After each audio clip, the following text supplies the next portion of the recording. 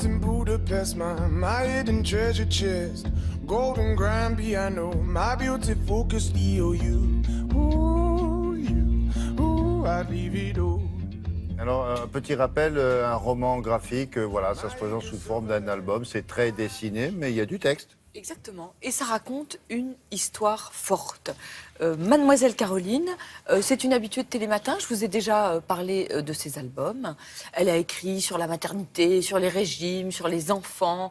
Ces livres sont des miroirs de nos vies. Vous savez, quand on les lit, on se dit « Ah, ça c'est moi ». Et en même temps, je trouve qu'elle a une sensibilité, une empathie que n'ont pas les autres dessinatrices un peu girly comme ça, qu'elle avait démontré dans un livre qui s'appelait Chute libre, que je vous conseille, qui est sur la dépression, un roman graphique sur la dépression absolument génial dont j'avais parlé ici. Là, on est dans cette même veine, avec La différence invisible, écrit avec Julie Daché. L'histoire, c'est celle de Marguerite. Marguerite, elle a 27 ans, elle aime le chocolat, son chat, ses chiens, enfin c'est plutôt son chien et ses chats. Elle a un boyfriend, elle va travailler. Jusque-là, rien à signaler. Sauf que on va découvrir qu'il y a 3 choses qui ne sont pas comme tout le monde dans sa vie et qui sont très très bien décrites par Mademoiselle Caroline. Par exemple, quand elle part le matin, elle a des rituels. Il faut qu'elle passe devant la boulangerie pour acheter son petit pain à l'épeautre à 7h43 et pas à 7h44 et pas parce qu'elle vient de travailler à Télématin. Elle a comme ça des rituels tout le temps les mêmes qui la rassurent. Elle est très très sensible au bruit. Quand ses collègues arrivent dans son bureau, elle entend tout, démultiplier, le bruit des talons, le bruit des portables, le bruit de la machine à café. Et elle a des relations humaines un peu compliquées. Mais alors quoi, elle a beaucoup de talent ou elle a un handicap? Alors, justement, elle n'est pas comme tout le monde. C'est ni un talent, ni un handicap. C'est que cette fille, elle est très intelligente, mais elle a des relations humaines compliquées. Et un jour, elle va découvrir qu'elle souffre du syndrome d'Asperger, qui est un trouble autistique.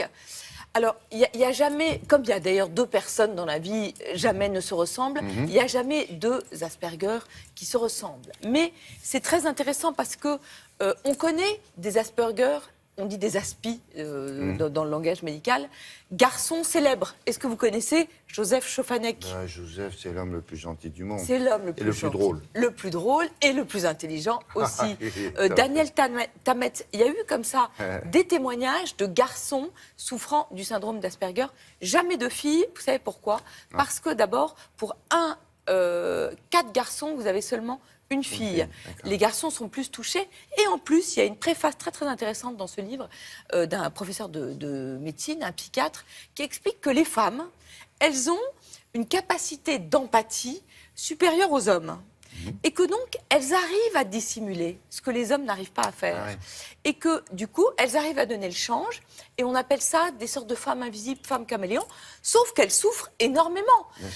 Donc, elles demandent, si vous voulez, s'adapter au quotidien, leur demandent une énergie. Ce que vous avez décrit et qui est décrit dans le bouquin, là, cette vie, mis à part les horaires qu'il faut respecter, ça va? Elle n'est pas malheureuse, si? Non, elle n'est pas malheureuse, mais il y a des choses que vous faites naturellement. Par exemple, aller à un dîner où il y a beaucoup de monde que vous ne connaissez pas.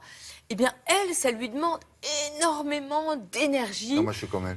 Vous êtes comme elle? Oui, bon, c'est vrai. C'est un mauvais exemple. Un très mauvais exemple. Surtout un dîner. Mais des choses que nous faisons naturellement. Il y a un exemple que j'ai bien aimé, c'est qu'elle est à la machine à café avec ses copines. Oui, ça, oui. Et elle commence à parler de travail. Et ses copines lui disent « Ah non, non, non, ici, on ne parle pas de travail. Ici, on décompresse et on parle de rien. » Et elle, Marguerite ou Julie Daché, elle dit « Mais c'est très, très bizarre. Est-ce que ça vaut le coup de ne parler de rien? Est-ce que c'est vraiment intéressant de ne parler de rien ?» Elle prend l'expression au pied de la lettre et elle a tout à fait raison. Joseph, il est comme ça. Ce livre, il est génial parce que c'est un guide formidable pour tous les gens qui ont dans leur entourage quelqu'un qui souffre de ce syndrome. Oui. Et en même temps, je trouve que c'est un pied de nez absolument formidable pour, à la différence, à tous les gens qui pensent qu'il faut être tous pareils. Voilà, c'est un livre pour tous les déviants, et on est tous déviants d'une manière ou d'une autre. Mais peut-être que l'on côtoie des Asperger et qu'on ne le sait pas. On ne le sait pas. Bien sûr. Surtout des filles. Parce qu'elles masquent. parce que El Masque, je n'ai pas le temps de parler du pigeon qui voulait être un canard, mais si vous croyez que je vais pas le saboter en 5 secondes, je reviens vendredi avec le pigeon qui voulait être un canard de Lily et Soledad Bravi, parce que c'est absolument génial. Merci beaucoup. Mais c'était important de parler Si, des ça, filles c'est qui bien, souffrent ça, c'est bien. d'Asperger. C'est vraiment un album d'utilité publique, c'est chez Delcourt Mirage.